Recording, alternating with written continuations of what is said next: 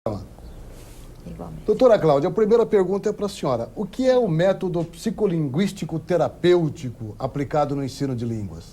Bom, se o senhor me permitir, doutor Sebastião, eu passaria essa resposta ao criador da metodologia, que é o doutor Kepp. Se o senhor não... Não, vamos ouvir o doutor Kepp. Bom, você acho que também ninguém melhor do que ele para sabe. responder a essa questão específica. É o seguinte, para uma pessoa aprender, nesse caso seria línguas, né? Inglês, alemão, francês.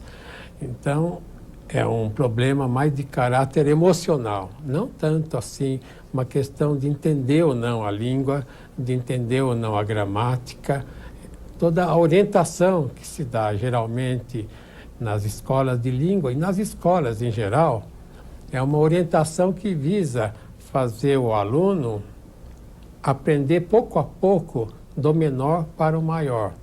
Agora, eu gostaria de dizer o seguinte, que essa orientação veio de Aristóteles. Toda civilização moderna, tudo o que se faz hoje em matéria de ensino, por exemplo, vários graus, primeiro, segundo, terceiro grau, quarto grau, se baseia nessa ideia do Aristóteles de potência para o ato. É uma ideia assim meio metafísica que é difícil de pegar de início, mas eu poderia dar exemplo. Uma pessoa, vamos dizer, o inventor do automóvel, ou então do avião, Santos Dumont, ou então os irmãos Wright lá nos Estados Unidos. Para fabricar um automóvel, ele não começou a pegar uma peça, o motor aqui, o chassi, bancos, etc., e jogou tudo para tentar fazer o automóvel. Mas ele tinha na ideia exatamente como funcionaria o carro. Teria que ter as rodas, a direção, a bateria, a gasolina, o combustível. E aí ele foi montando cada peça no lugar. Existe um autor austríaco, Ehrenfeld, ele criou uma escola de pensamento, uma escola de psicologia chamada Gestalt. Então ele criou um método também, Gestalt terapia. Então ele dá bem um exemplo. Ele fala que o relógio não é um amontoado de peça. Para o relógio funcionar, a pessoa tem que saber exatamente onde está o mostrador, onde estão os ponteiros, onde está o pêndulo, etc. Então, para a pessoa aprender, vamos dizer, uma língua, a pessoa teria que praticamente ter na ideia os conceitos dessa língua. E tem. Por exemplo, todos os conceitos, aí entra na questão da metafísica do Aristóteles, que é a metafísica que aqui, eu sei que é uma emissora ligada à Igreja Católica, a metafísica do Aristóteles trouxe toda a civilização moderna num desenvolvimento muito grande por causa de Tomás de Aquino. Ele achou que o Platão não estava muito certo, então trouxe Aristóteles. Então, essa orientação do Aristóteles cometeu um erro assim, fundamental, na minha opinião, porque eu estudo há 48 anos, praticamente, essa questão metafísica. Eu fiz a FAI, né, a faculdade lá no Ipiranga, e continuo estudando aquele Vicêncio Hemer, que é o livro fundamental. Então, o Aristóteles tem a ideia que a pessoa parte do menor para o maior. Então, tem que aprender o beabá no primeiro, segundo, terceiro ano, depois vai aprendendo coisas mais importantes. Mas isso não é bem assim. A nossa cabeça, a nossa inteligência capta tudo de uma vez. Então, a questão do inventor, por exemplo, ele sabia exatamente como ele ia criar o avião, o Santos Dumont vendo as aves voando. A mesma coisa acontece na escola. Agora, eu gostaria de dizer também que, na qualidade de terapeuta, eu tratei de doentes no Hospital das Clínicas durante 30 anos. Eu trabalhava naquele tempo, né, com Vasconcelos, com o professor Decour, com Alipe Correia Neto, com Zerbini também. Quer dizer, eu era nos tempos passados. E a mesma coisa que acontece no aprendizado acontece também com a saúde. O senhor estava comentando a respeito da doença mental. Se o indivíduo tem uma sintomatologia, uma doença, uma angústia, ou então uma depressão, ou mesmo uma mania, obsessão.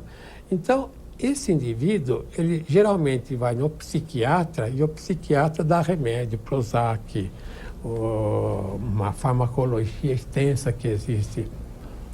Mas para o indivíduo sarar mesmo, quer dizer, resolver o problema, ele teria que conversar com o analista, com o terapeuta, que entendesse a problemática básica.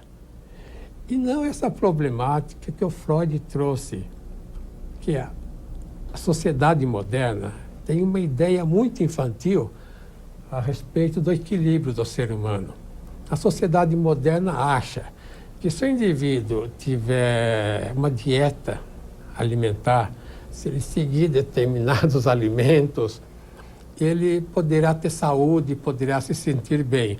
Outros acham que se o indivíduo tiver dinheiro, tiver meios econômicos, tiver carro, tiver casa, tiver roupa boa, etc., ele terá uma vida assim equilibrada. E o terceiro caso ainda, aí entra na questão do Freud, né, da psicopatologia freudiana. Se ele tiver uma vida sexual boa, saudável, equilibrada, ele terá saúde. Isso é certo? Totalmente errado. É absolutamente errado. Então, hoje em dia, se fala da liberação sexual, da questão do indivíduo ser milionário, ou então da questão alimentar. Isso pode ajudar, é claro, o indivíduo ter, assim, vamos dizer, um certo controle. Mas o que vai dar mesmo saúde ao indivíduo é a questão das ideias que ele tem e dos sentimentos. Se ele tem um sistema interno funcionando bem, se ele tiver um sistema emocional... Esse Kahneman, né, Cláudio? O Kahneman é um pesquisador americano que copiou meu trabalho nos Estados Unidos. Então, ele costuma dizer que a inteligência vem da emoção. Não é bem assim. Ele ouviu falar, cantar o galo e não sabe onde. O indivíduo tem a questão da emoção e outra questão da inteligência. Então, ele primeiro tem que analisar a sua vida emocional. E aí entra o fator de psicoterapia. E se ele conseguir analisar as emoções, ele também vai ter uma vida intelectual sã. A mesma coisa no aprendizado da língua e na saúde. Se o indivíduo não tiver uma vida emocional normal, se ele não tiver uma vida emocional regularizada, ele nem vai conseguir pensar.